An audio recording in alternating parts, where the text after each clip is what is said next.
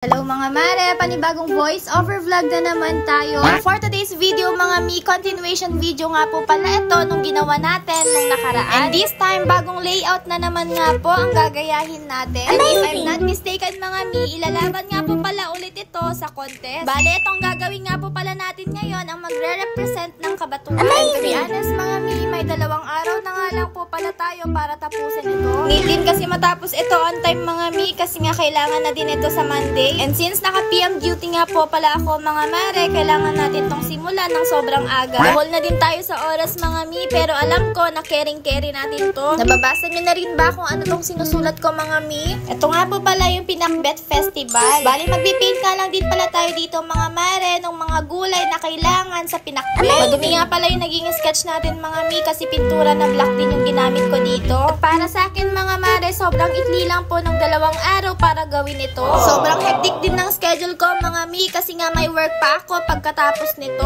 Bali nagagawa ko nga lang pala itong project na to from 6 AM hanggang 11 AM. At sa pagpapatuyo pa nga lang talaga ng mga pintura mga mare ay nauubos na yung oras natin. And buti na lang din talaga mga mare, medyo malalaki nga yung details na gagawin natin. Pahirapan din talaga kasi maglagay o magprint mga mi kung maliliit yung details. Nagka-problema pa nga ako sa part na to mga mi, kasi kulang na pala yung pintura. Kalimutan ko nga po palang bumili kahapon ng pintura na red mga mi, kaya naman naghanap pa ako kung may extra. Feel na feel ko na din dito mga mi yung pakiramdam na stress ka na, gahol na sa oras, tapos nagka-problema pa sa mga pintura. Pero syempre dito mga mi, medyo kalmado na nga tayo. Ayan, nakain pa nga ako ng ice candy dito. At buti na lang din talaga mga mi, may nagbenta dito ng ice candy pantanggal ng init ng ulo. Umagang-umaga ba naman, stress na. At buti na lang din talaga mga mare, may extra paint nga pala ako na naiiwan kila Mark J. Sobrang kulang na din talaga kasi nung oras mga mare kung bibili pa ako sa bayan. At dito nga mga mare, naisipan ko na nga rin palang ikat ito habang hinihintay na matuyo yung mga pintura.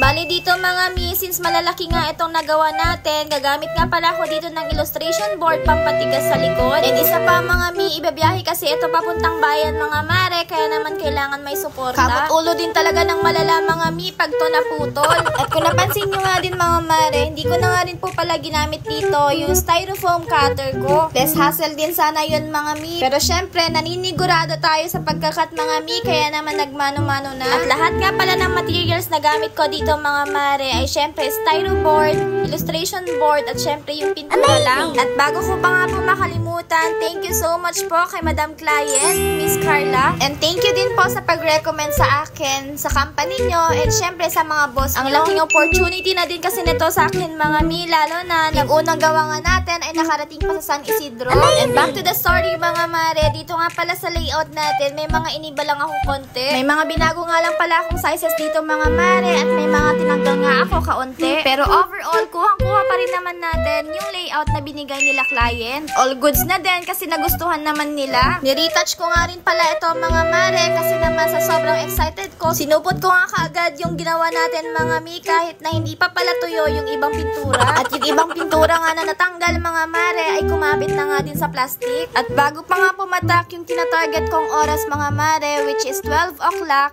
ayan na nga, natapos na din natin itong ginagawa natin. And this is the final look mga mi. And sobrang satisfied pa rin naman ako mga mare, kahit na 2 araw lang natin itong ginawa. At sana nagustuhan nyo tong video na to mga mare. Salamat sa panonood! Bye-bye!